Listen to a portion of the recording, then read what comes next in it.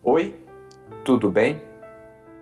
Começamos agora o Conversando Evangelho, o estudo semanal do Evangelho segundo o Espiritismo, tradução de Guilhom Ribeiro.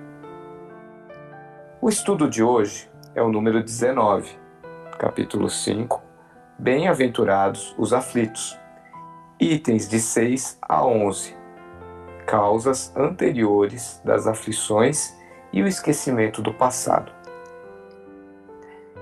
Em nome da Casa Virtual Luz Espírita Caville, agradecemos a presença do Ney, da Michele, do Josimar, da Marli e da Maria Rita. Convidamos nossa amiga Michele para fazer a prece inicial.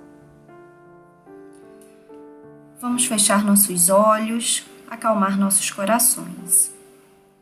Deus Pai amado, Jesus, Mestre querido, agradecemos pela oportunidade de mais um momento de estudo. Agradecemos por estarmos com saúde. Agradecemos pelos nossos amigos espirituais que sempre nos acompanham, nos orientando, nos intuindo. Pedimos, Senhor, que nos abençoe nessa noite, para que tenhamos discernimento e sabedoria para conduzir o estudo, que nossos amigos espirituais estejam ao nosso lado, nos ajudando. Pedimos também pela saúde do nosso planeta nesse momento, principalmente do nosso país, onde tantas pessoas sofrem. Ampare a todos os nossos entes queridos, amigos, todos aqueles que estão em hospitais, Senhor. É isso que pedimos e agradecemos. Que assim seja. Que assim seja. Dando continuidade ao estudo, pedimos para o Ney nos explicar se as tribulações da vida são impostas ou escolhidas pelo próprio Espírito e como se processa isso. Pois bem, segundo o Espiritismo, as tribulações da existência física não são impostas por Deus ao ser humano, uma vez que o próprio Espírito, na erraticidade, antes de reencarnar, escolhe o gênero de provas por que há de passar, e nisso consiste o seu livre-arbítrio.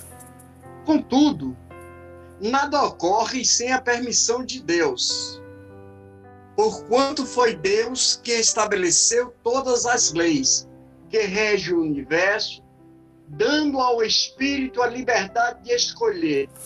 Deus lhe deixa a inteira responsabilidade dos seus atos e das consequências que estes tiverem. As causas das aflições deste mundo podem estar na vida atual ou nas vidas anteriores, vista que todos os espíritos estão sujeitos às leis divinas e, porquanto, à justiça divina. Mas em todas as situações, sempre prevaleceu a nossa liberdade de escolha.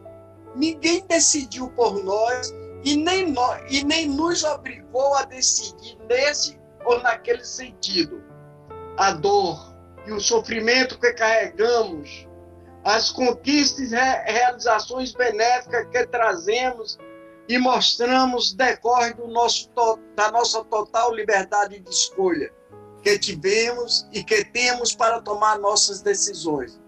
Portanto, ninguém é culpado pelas contrariedades que experimentamos, pois somos totalmente livres para seguir o rumo que escolhemos.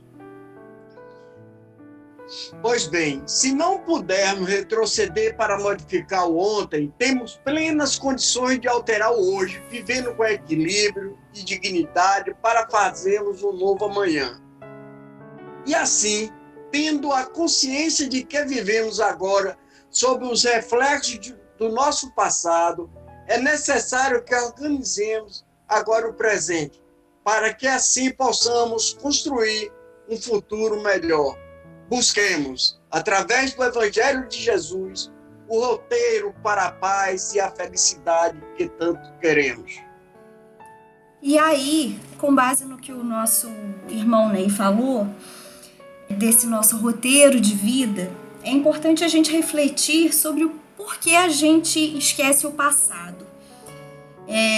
Esse é um tema que a gente poderia falar horas aqui, porque é muito interessante falar sobre esse esquecimento, mas a gente precisa ter em mente que esse esquecimento ele é temporário, ele é só enquanto nós estamos encarnados. Quando a gente volta para a pátria espiritual, nós vamos recordar as nossas existências anteriores. E a gente precisa entender que cada nova encarnação é um novo ponto de partida. A reencarnação ela é lei de progresso. E Deus, na sua infinita bondade, permite que a gente não se lembre de nossas vidas anteriores, primeiro por uma questão fisiológica, como que uma criança que nasce pequenininha ainda vai se desenvolver, vai ter lembranças muitas vezes tão pesadas, e por outro lado, para o nosso avanço espiritual. O espírito, ele renasce frequentemente no mesmo meio em que ele viveu em vidas anteriores. Nós voltamos nesse meio para resgatar coisas, para nos aprimorarmos e ajudar aqueles à nossa volta a progredirem também. Então, esse esquecimento é necessário. Eu vou citar aqui o exemplo do André Luiz, quando ele encontra com a mãe dele na pátria espiritual, e ela conta para o André Luiz que ela vai reencarnar novamente, ela vai se encontrar com o pai do André Luiz, e ela vai receber como filhas as duas mulheres que eram amantes do pai dele. É claro que ela é um espírito, né, muito mais elevado e aceitou essa tarefa, mas imaginem nós nessa situação, lembrando como seria isso. O pai do André Luiz lembrando que as crianças um dia, né, em vidas pregressas, eles tiveram uma relação, o sofrimento que essa mãe teve. Então essa união é para quê? Para resgatar. Imaginem também uma mulher que recebe como filho um homem que ou filha, enfim, uma pessoa que tenha feito muito mal, tirado a vida. É importante não lembrar por quê? Porque o amor, ele cura tudo, o amor resgata qualquer coisa. E é só através do amor que a gente consegue realmente evoluir. Então a gente precisa aceitar, né, embora hoje em dia seja muito mais comum terapias de vidas passadas, não vou nem dar opinião se eu sou contra ou a favor, eu acho que isso vai da realidade de cada um, da necessidade de cada um, mas a mensagem dos espíritos é essa: a gente não precisa recordar do passado, porque o passado pode não fazer bem para nós. E todo mundo, quando quer saber de vidas passadas, só quer saber da parte boa. Eu fui uma rainha, eu fui uma condessa, eu fui um rei, eu fui um fazendeiro. Ninguém vai contar, por exemplo, nossa, eu fui um assassino, nossa, eu roubava todo mundo. Então, essas memórias podem ser motivos de orgulho, mas também podem ser motivos de muita tristeza. Vamos viver o aqui e agora e aproveitar essa oportunidade maravilhosa que Deus e a espiritualidade nos deu de seguir adiante e progredir. E aí eu pergunto para o Josimar, Josimar, você pode dar alguns exemplos para a gente das causas das aflições anteriores? Boa noite, Michele. Então, essa questão das causas anteriores, né, das aflições, algo que realmente causa muita, muita curiosidade até, né? Até instiga muito nosso pensamento e é motivo até de abalar, né? Muito a fé daqueles que encaram a vida como uma passagem só, né? Não como a nossa doutrina nos ensina, a reencarnação. Para aqueles que entendem como a, a passagem do espírito pela experiência terrena de uma só vez, né? Ele só tem uma oportunidade. É bastante complicado de você compreender por que algumas crianças nascem com deformações, né? Não nascem totalmente perfeitas, né? Com algumas limitações, vamos dizer assim. Por que fulano, né? Nasceu em uma família abastada e outros na pobreza. São coisas que a gente não consegue compreender se nós não seguirmos, né? Não compreendermos, não aceitarmos a filosofia do espiritismo, né? Da reencarnação. Então, as causas dessas aflições, né? Elas estão nas passagens anteriores. Né? Muitas vezes nós contraímos débitos, acumulamos débitos e somente em vivências seguidas, nossos débitos são tão grandes que nós precisamos de 3, 4 encarnações para poder quitar esses débitos, né? É o caso das pessoas que nascem com enfermidades, né? Com doenças congênitas. E existem até aquelas pessoas que desenvolvem doenças que aparecem do nada, né? Até mesmo o câncer, né? Que é uma doença que sempre abalou muito a humanidade, a ciência, apesar de todo o desenvolvimento científico, ainda luta muito em busca de uma cura para essa enfermidade. Mas os motivos, né, são esses, eles se encontram nas encarnações anteriores. Né? O que não se encontra o motivo nessa passagem, nessa encarnação, certamente há em vidas passadas. Cabe a nós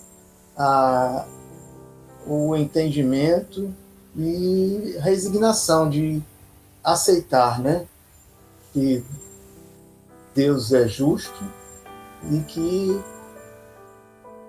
aquele momento em que nós estamos vivendo, na verdade, é um momento de glória até, porque nós estamos tendo a oportunidade de quitar débitos. Então, eu prossigo o nosso estudo perguntando a Marli, né? Como podemos vivenciar o sofrimento pela perda de entes queridos, Marli? Então, boa noite a todos. Eu vou falar de um tema bem desconcertante, né? Pelo menos para mim. Mas que eu fazê-lo, ele tira a gente da zona de conforto, nos remete à realidade mais certa que temos, que é a morte. A nossa morte e a morte de quem amamos, ou o desencarne. Falar de perdas de entes queridos ou falar da morte ainda é um grande tabu, indiferente da doutrina religiosa que se segue.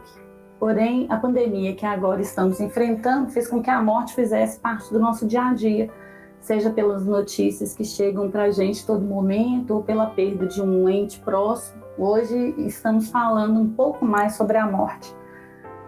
A doutora Ana Cláudia Quintana, escritora, geriatra e gerontóloga, fez um artigo onde ela traz a seguinte mensagem: quando falamos da morte, damos atenção à nossa vida. A morte é a principal porta de entrada para a vida. Quando você olha para a sua morte, você sabe que a sua vida tem valor. Então, sobre o aspecto psicológico, quase todos os artigos que eu li trouxeram a informação que o luto ele tem várias fases, tais como a negação, a raiva, a negociação, a depressão e a aceitação. Mas não há padrão, não há regra, uma sequência que seja comum a todos. O luto ele é um processo natural que acompanha o abandono, o rompimento ou a perda de convívio com quem amamos, admiramos ou somente conhecemos. Para o Espiritismo, a morte não é o fim, apenas uma passagem, e sabemos que a vida continua, pois somos espíritos encarnados com propósito de aprendizagem e evolução aqui na Terra. O luto ele precisa ser superado e transformado.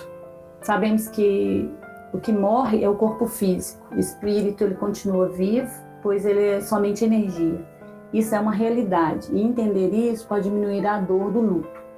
Entendemos e estudamos que não devemos criar laços para que esses laços gerem dor. Então devemos amar, mas respeitar, procurar entender o tempo de cada um em tudo. O tempo de nascer, de aprender, de evoluir, de desencarnar.